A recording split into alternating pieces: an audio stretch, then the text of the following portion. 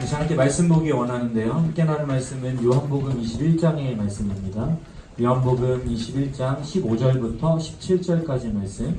요한복음 21장 15절부터 17절까지 말씀. 네.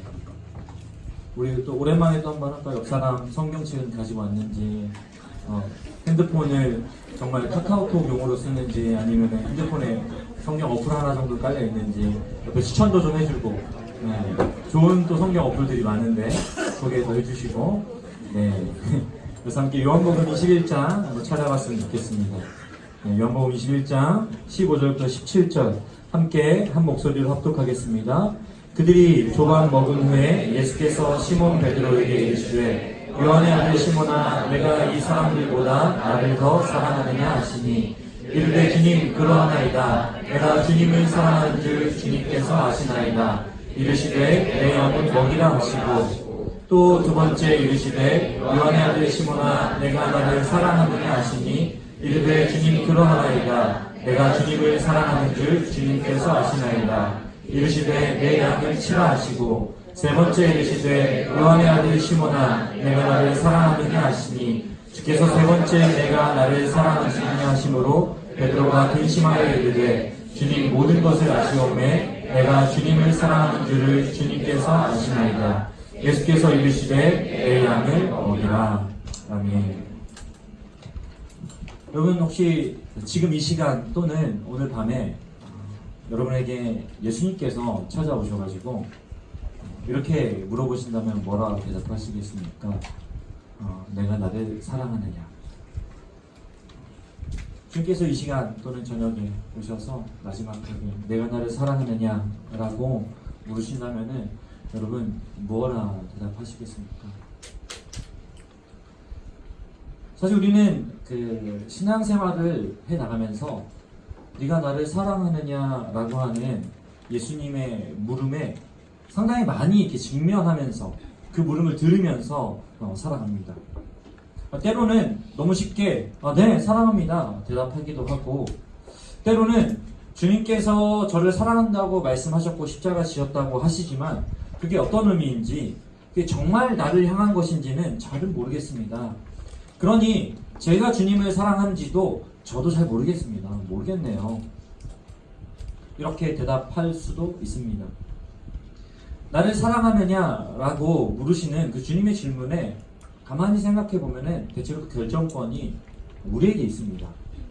내가 사랑할 수 있어서 사랑하는 것 같아서 사랑한다고 말하고, 또 주님이 사랑하는 것 같아서 또 내가 사랑한다고 말하는 것, 결국 그 모든 것이 나에게 결정권이 있다라고 하는 거죠.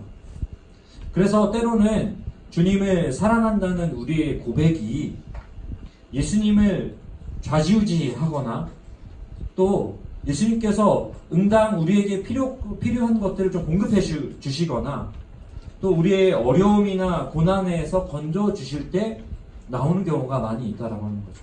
무언가가 있을 때. 그런데 오늘 성경에 보니까 숯불 앞에 예수님과 베드로가 앉아서 그 베드로에게 예수님이 질문을 하고 있습니다.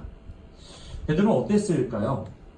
당당하게 네 주님 제가 주님 사랑해요 라고 대답할 수 있었을까요? 베드로는 우리가 예전에 살펴봤던 요한복음 13장 37절에서 이미 이런 비슷한 대답을 한 경험이 있습니다. 네가 나를 3번 부인할 거야 라고 예수님께서 이렇게 말씀하셨거든요. 그러자 베드로가 뭐라고 대답했습니까? 무슨 말씀이세요? 저는 주님을 위해서 내 목숨도 버리겠습니다. 베드로는 이렇게 장담했던 적이 있습니다. 그렇게 장담하고 그 다음 장면이 뭐죠? 가야바의 집 그들에서 불 쬐면서 예수님을 3번 부인하는 사건. 목숨까지도 바치겠습니다 라고 호언장담했던 베드로는 숯불 앞에서 뭐 했습니까? 예수님을 부인했었죠.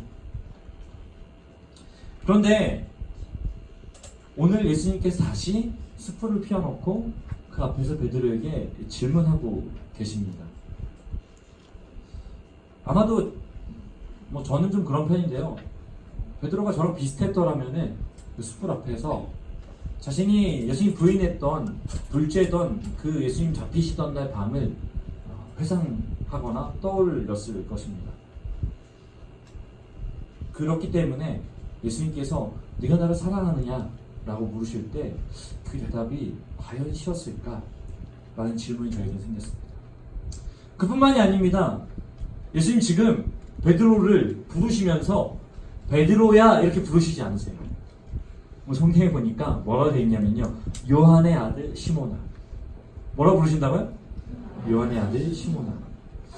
이게 우리한테는 되게 예수님이 자기 아버지 이름까지, 베드로 아버지 이름까지도 알고 되게 친분이 있구나 이렇게 생각할 수도 있지만, 사실 베드로에게는 이 요한의 아들 시몬아라고 부르는 것도 상당히 숯불을 피워놓은 것만큼이나 좀 부담스러운 말입니다. 왜냐면 오늘 요한복음 여러분 다 뒤져보시면요, 요한의 아들 시몬아 하고 부르시는 장면이 한 장면 등장합니다. 어디 나오냐면요, 요한복음 1장 42절 맨 처음에 예수님께서 베드로를 부르시는 그때 요한의 아들 시몬아 이렇게 부르세요. 그러니까 요한의 아들 시몬아라고 부르시는 것은 지금 예수님께서 베드로에게 예수님께서 마태복음 16장에 보면은 베드로가 주는 그리스도시요 살아계신 하나님의 아들이십니다 이렇게 되게 믿음의 고백을 하니까 예수님이 너는 더 이상 시몬이라 하지 않고 베드로라는 이름을 내가 주겠다 해가지고 반석, 그러면서 내가 내 교회 너라는 반석 위에 내 교회를 세우겠다 이런 되게 엄청난 축복의 말씀을 주셨잖아요. 그러니까 예수님이 베드로라고 부를 때마다 베드로는 굉장히 예수님께 인정받은 이름입니다. 예수님의 수제자로서의 어떤 자격을 갖춘 이름입니다. 그런데 불제해놓고 예수님 딱 이렇게 부르시는 거예요. 요한의 아들 시몬아. 베드로라는 자격 상실을 한 겁니다, 지금. 저만 재밌나 보군요. 저는 이 장면 보면서, 야, 예수님이 진짜 잔인하다. 이런 생각을 좀 했습니다. 어쩌면 베드로도 그럴 수 있습니다. 요한의 아들 시몬아라고 하는 부르심, 그리고 숯불 펴놓고 물고기 막 주워가면서 먹으라고 얘기하시면서 주시는 그 예수님의 그 말씀 앞에 나는 3년을 예수님 따라다녔지만, 그래서 예수님에게 예수님을 향해서 그런 신앙 고백도 했지만 내 상태는 결국 제자리구나. 3년을 그렇게 따라다녔지만 제자리 걸음하고 있구나. 3년의 세월이 아무 의미가 없었던 것처럼 여겨졌을 수도 있습니다. 대체 예수님은 왜 이렇게 베드로를 곤란하게 만들고 계실까요? 이런 건가요? 야, 네가 후원 장담했지? 봐봐, 안 되잖아. 에이, 이런 걸까요? 너 수제자라고 난리 쳤지만 너 안 돼. 이렇게 비난하려고, 정죄하려고 예수님 지금 물어보시는 걸까요? 넌 실패한 녀석이야. 이렇게. 넌 대체 뭘 잘하니? 나를 신뢰하는 것도 안 되고, 물고기도 못 잡고, 뭐하니? 근데 우리가 잘 알고 있듯이 예수님은 정죄를 즐기는 분이 아니잖아요. 가늠하다 현장에서 잡혀온 여인을 향해서도 나도 너를 정죄하지 아니하노니 가서 다시는 죄를 범하지 말라 하면서 새로운 기회를 줬던 분입니다. 그런데 제가 생각할 때 적어도 예수님께서 가서 다시는 죄를 범하지 말라라고 가늠하다 현장에서 잡혀온 여인보다 베드로를 더 사랑할 것 같아요. 인간적으로 봤을 때. 그렇지 않습니까? 3년을 따라다녔는데 다 포기하고. 그리고 심지어 반석이라는 뜻을 가진 베드로라는 이름도 주시고 내가 네 반석 위에다 교회를 세우겠다라고 약속까지 하신 분이에요. 요새막 벼덕이 심해가지고 그 약속 줬다가 조금 이상하니까 넌 안 돼. 탈락. 이런 걸까요? 그런 게 아니잖아요. 근데 예수님의 질문을 잘 살펴보면요, 어떻게 되냐면요, 현재형입니다. 과거에 어떠함을 지적하려고 묻는 질문이 아니라는 거죠. 예수님의 방식이 대체로 그렇습니다. 사도 바울이 고린도후서에서 이렇게 말씀하잖아요. 이전 것은 지나갔습니다. 보라 새 것이 되었다. 그러니까 예수님은 이 현재형을 물어보시면서 다시 고백할 기회를 주고 계시는 거죠. 그래서 예수님께서는 내가 나를 사랑하느냐 라는 그 현재 상태를 묻고 계시는 겁니다. 근데 현재 상태는 우리가 베드로가 굳이 대답하지 않아도 예상이 되거든요. 왜냐면 예수님이 저기서 계신다라는 것을 확인하자마자 베드로 어떻게 했죠? 막 배에서 막 그냥 뛰어내려가지고 물속으로 헤엄쳐가지고 베드로가 예수님한테 막 달려갔잖아요. 그런 거 생각해 보면은 베드로가 예수님 부인하긴 했지만 그래도 예수님에 대한 그 순수한 사랑만큼은 우리가 아니다라고 이야기할 수 없는 그 순수한 마음이 있었다라고 하는 것입니다. 예수님 그 물어보시는 거예요. 그러면서 기준을 하나 주세요. 어떤 기준을 주시냐면요. 이 사람들보다 나를 더 사랑하느냐. 여기 나를 사랑한다고 말하는 그 사람들, 그 어떤 사람들보다 네가 나를 더 사랑하느냐. 너 수제자였잖아. 너 그런 신앙 고백, 주는 그리스도시요 살아계신 하나님의 아들이십니다라고 너 그런 신앙 고백 했었잖아. 그렇게 나를 사랑하니 지금? 이렇게 물어보시는 거예요. 누구보다도 나를 사랑할 수 있니? 사랑하니? 물어보시는 거죠. 저는 이 주님의 이 물음을 듣는 베드로의 입장이라면은 너무 감사했을 것 같아요. 왜냐면은 지금 주님 베드로에게 다시 기회를 주시는 거거든요. 사랑하지? 다시 잘해보자. 그런데 오늘 개역개정에 보니까 이 사람들보다라고 번역이 되어 있는데요. 영어 성경에 보니까 these, 그러니까 뭐예요? 사람일 수도 있고 사람이 아닐 수도 있습니다. 그래서 이것들보다 나를 더 사랑하느냐?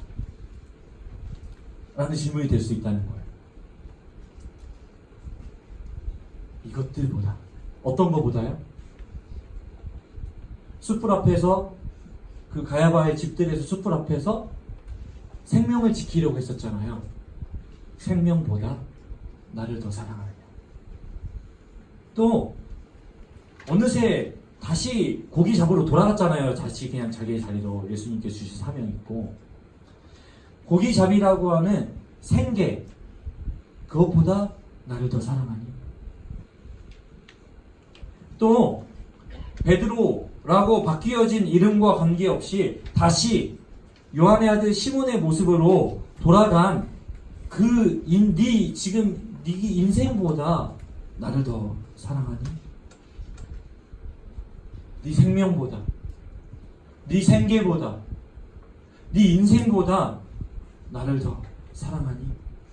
그 무엇보다, 그 누구보다 나를 더 사랑하니? 라고 물어보고 계시는 거예요. 첫 번째 질문에서 예수님은 그래서 물어보시는 거예요. 이 사람들보다, 이것들보다 나를 더 사랑하니. 이 말은 뭡니까? 제자의 삶은, 나를 따르는 삶은 포기가 필요하단다. 포기할 수 있니? 라고 다시 물어보시는 거예요. 그리고 두 번째, 세 번째 질문은 비교 대상이 없습니다. 두 번째, 세 번째 질문에서는 이것들보다, 이 사람들보다 이런 표현이 없어요. 그냥 나를 사랑하느냐. 그냥 순전히 나를 사랑하니? 물어보시는 거예요. 그 고기 잡던 배에서 나를 발견하자마자 그냥 물속으로 뛰어들어서 나한테 쫓아왔던 것처럼 그 순전한 마음으로, 그 순수한 마음으로 나 사랑하니? 베드로야, 너 포기할 수 있니? 그리고 정말 나 사랑하니? 라고 지금 주님은 묻고 계시는 거예요. 이 질문에 대해서 베드로는 호언장담하던 모습과 좀 다르게 반응합니다. 특히 세 번째 질문에 답할 때에는 이렇게 설명되어 있습니다. 베드로가 근심했다. 근심하며 대답합니다. 근데 이 근심하며 대답했다는 것은 그냥 고민했다. 세 번이나 물어보니까 한 번 더 고민했다라는 정도가 아니라 이건 뭐냐면요. 마음 아파하며 드리는 근심이에요. 이 단어가 누가복음에서는 예수님이 그 골고다 언덕 그 겟세마네 동산에서 심히 마음에 통곡했다, 근심하며 통곡했다 그러잖아요. 그때의 마음 상태를 표현하는 거거든요. 베드로가 심히 가슴에 아파하면서 예수님께 대답하는 거예요. 이게 무슨 말이냐면요. 예수님을 부인했던 그날, 예수님을 사랑하는 것보다 다른 것들을 사랑했던 그날을 회상하면서 드리는 대답이에요. 주님, 그렇습니다. 내가 주님을 사랑하는지 주님께서 아십니다. 제가 그날 밤에 호언장담했던 것과는 달리 조금 부족할지는 모르지만, 제 사랑이 조금 부족할지는 모르지만, 그래도 주님 사랑합니다. 그거 주님 아시죠? 나는 겸손한, 그러나 베드로의 마음이 가득 담긴 고백이 바로 오늘 베드로의 대답입니다. 우리도 살아가면서 신앙생활하면서 다양한 방식으로 장담하며 살아갑니다. 기도하면서 하나님, 저 이렇게 살아보겠습니다. 제자답게 살아보겠습니다. 하나님만 사랑하겠습니다. 내 욕심 버려보겠습니다. 탐욕을 내려놓겠습니다. 이웃을 사랑하겠습니다. 장담합니다. 이렇게 선포하고 말하지만 여지없이 실패하고 타협하고 심지어는 베드로처럼 예수님을 부인하고 그리스도인이라는 사실조차 부끄러워하며 살아가는 것이 사실 오늘 우리의 모습이죠. 마치 신앙생활에 있어서 제자리 걸음만 반복하고 있는 것 같은 우리의 모습을 보게 되기도 합니다. 그때 주님께서 우리에게 물어보시는 거예요. 이것들보다 내가 나를 사랑하느냐? 이것들보다 내가 나를 사랑하느냐? 여러분 뭐하라 대답하시겠습니까? 주님, 그래도 사랑합니다. 이것만은 사실이에요. 주님께서 나에게 주신 사랑과는 내가 비교할 수는 없겠지만 내 마음 다해서 그래도 주님 사랑합니다. 이렇게 고백할 수 있는 우리가 되길 주님의 이름으로 축복합니다. 그래서 예수님께서 어떻게 사랑할 수 있는지 가르쳐 주세요. 아까 말했듯이 제자는 예수님을 위해 포기할 수 있는 사람이고 순전히 예수님을 사랑하는 사람입니다. 그래서 베드로에게 사랑하는 방법을 가르쳐 주세요. 뭐라고 하시죠? 내 양을 먹이라. 첫 번째 베드로를 부르실 때 예수님은 내가 너로 사랑을 낳는 어부가 되게 하리라 하고 어부의 사명을 주셨습니다. 그리고 예수님이 오늘 다시 베드로를 부르시면서 새로운 기회를 열어주시면서 내 양을 먹이라. 양을 먹이는 건 누가 하는 일이죠? 목자가 하는 일이죠. 어부의 사명을 주셨던 예수님께서 다시 사명을 주시면서 베드로에게 목자의 사명을 주십니다. 근데요, 어부에서 목자로의 이 변화는 뭐 목자도 좋고 어부도 좋은데 이렇게 어부에서 목자로 새로 다시 부르심은 엄청난 변화입니다. 왜냐면요, 어부는 그냥 바다 가가지고 물론 어부의 그 수고를 호도하는 게 아니고요. 어부는 그물 던져가지고 물고기 낚으면 돼요. 그냥 물고기 건져내는 물고기에 대해서 어부는 특별한 책임이 없어요. 건지면 돼요. 그렇잖아요? 네. 특별한 책임이 없어요. 근데 목자는 양에 대해 특별한 책임이 있습니다. 특별히 요한복음 10장에서 예수님이 목자에 관해서 이렇게 설명해 주세요. 자신을 가리켜서 나는 선한 목자다 이렇게 말씀하시면서 목자의 역할에 대해서 이렇게 얘기합니다. 선한 목자는 양들을 위해 목숨을 버린다. 그래서 예수님 목숨을 버리셨잖아요. 그러니까 어부에서 목자로의 부르심은요, 네가 내 양떼를 위해서 목숨까지도 버릴 것이다 라고 하는 신뢰가 있을 때 줄 수 있는 사명이에요. 아무에게나 줄 수 있는 사명이 아닙니다. 베드로에 대한 신뢰를 가지고 지금 주님께서 말씀하시는 거예요. 내 양을 먹이라. 내 양을 치라. 그리고 예수님께서 3번 질문하시면서 강조합니다. 내 양이라고. 내 양. 나의 양. 그냥 양도 아니고 베드로의 양도 아니고 어떤 누구의 양도 아니고 내 양입니다. 예수님께서 사랑하는 양떼를 지금 누구에게 맡기고 있는 거예요? 베드로에게. 양을 위해서 목숨을 버리는 목자예요. 예수님은 자기 목숨조차 아까워하지 않으시는 그런 목자예요. 그렇게 양을 사랑하시는 예수님께서 그 목자의 역할을 누구에게 주시는 겁니까? 베드로에게. 어떤 베드로에게요? 호언장담했으나 자신을 3번 부인했던 베드로에게. 영혼 구원과 하나님 나라에 대한 사명을 주셨으나 다시 물고기 잡고 있었고 그 물고기조차 잘 못 잡고 있었던 베드로에게 예수님 주시는 거예요. 내 양을 먹이라.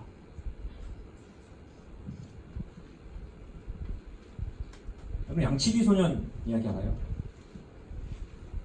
양치다가 마을 사람들에게 늑대가 왔어요. 그래가지고 마을 사람들 출동해가지고 봤더니 뻥이야 뭐 이런 거 있잖아요. 그 3번 했잖아요. 3번 하고 진짜 이제 늑대가 왔죠. 그때 막 늑대가 왔어요 소리쳤을 때 어떻게 됐죠? 마을 사람들이 믿어줬습니까? 안 믿어줬죠. 당연한 겁니다. 3번 찾아간 것도 대단한 마을 사람들이죠. 결국 3번 다시 진짜 늑대가 왔을 때에는 아무도 도와주지 않았고 그 마을의 양이 다 늑대에게 죽었다. 뭐 이런 이렇게 슬프고 교훈적인 내용인데요. 마을 사람들은 양치기를 믿어주지 않았습니다. 근데 예수님은 양치기, 그 거짓말한 양치기와 같은 베드로에게, 오늘 우리에게 신뢰하시면서 사명을 다시 확인시켜주는 거예요. 내 양을 먹이라, 내 양을 치라. 오늘 그 사명이 이 자리에 앉아있는 우리 모두에게 맡겨진 것입니다. 내 양을 먹이라, 내 양을 치라. 그래서 우리가 공동체로 모여서 서로 돕고 섬기는 이러한 양치기의 사명을 감당하고 있고, 목자로서의 사명을 감당하고 있고, 또 오늘부터 국내 선교 모임하는데 또 국내 선교, 또 국내 선교 못 가지만 지역 선교라도 가고 싶은 사람들의 그 마음을 통해서도 양떼를 돌보고, 그것뿐만 아니라 우리 삶 현장에서 수많은 양떼들을 우리가 돌아봐야 되지 않겠습니까? 우리 일터에서, 가정에서, 저도 만나는 자리에서 그 양떼들을 예수님께서 우리에게 맡겨주신 것입니다. 교회에서 리더한다고 양떼가 맡겨진 게 아니고요, 예수 믿는 모든 자들에게 이 사명이 맡겨졌다는 것입니다. 내가 나를 사랑하느냐? 네 주님, 네 그런지 주님 아시잖아요 라고 하는 대답에 신뢰를 더할 수 있는 길은 예수님께서 우리에게 맡겨주신 그 양떼들을 돌보는 것에 있다는 것입니다. 사랑하는 청년 여러분, 신앙생활을 하지만 늘 제자리 걸음만 반복하는 것 같습니까? 신앙생활을 통해서 조금 더 힘내보고 방향 좀 바로 잡아보려고 해보지만 제자리 걸음하고 있는 자신의 모습을 발견하십니까? 제자리 걸음하고 있는 것 같은 제자리 신앙처럼 여겨질지라도 낙심하지 않기를 원합니다. 왜요? 예수님께서는 그런 우리의 모습을 결코 한탄스럽게 바라보시거나 정죄하거나 꾸짖지 않으십니다. 오히려 사실은 더 어려운 걸 하시는데요. 베드로에게 물어보셨던 것처럼 그 자리에서 우리에게 물어보고 계십니다. 뭐라고요? 내가 나를 사랑하느냐? 이것들보다, 이 사람들보다 내가 나를 더 사랑하느냐? 매번 반복해서 부끄럽지만 그래도 주님, 내가 주님을 사랑합니다. 이렇게 고백할 수 있기를 바랍니다. 그리고 그 고백을 가지고 예수님께서 우리에게 맡겨주신 양떼를 칠 수 있기를 바랍니다. 모르겠어요. 목숨을 우리가 얼마나 바칠 수 있는지는 모르겠습니다. 그 양떼들을 위해서. 하지만 그래도 예수님이 그렇게 하셨던 것처럼 나도 주님 사랑하니까 부족하지만 또 실수를 반복할 수도 있지만 그래도 내 마음 다해서 내 몸 바쳐서 주님 사랑하고 주님께서 맡겨주신 양떼들을 사랑해 보겠습니다. 이렇게 고백할 수 있는 우리가 되길 원합니다. 그래서 마주하는 양떼들에게 예수님의 사랑을 나눠주고 거짓과 위선에 익숙해져 있는 그 양떼들, 그래서 우리가 사랑을 줘도 사랑으로 받지 못하고 우리가 섬겨도 섬김을 받지 못하는, 오히려 우리에게 복수하고 어리석다고 손가락질하는 그들에게 내가 붙들고 있는 건 나의 자존심, 내가 붙들고 있는 내 생계에 대한 욕구, 내가 붙들고 있는 내 인생의 성공에 대한, 승리에 대한 소망, 이런 거 내려놓고 그리고 나를 내어줄 수 있는 사랑을 해볼 수 있기를 주님의 이름으로 축원합니다. 주님께서 우리를 그렇게 사랑하시고 용납하시고 붙들어 주시고 주님께서 그래서 이미 죽으셨기 때문에 그렇습니다. 그럼 우리 모두가 되기를 주님의 이름으로 축원합니다.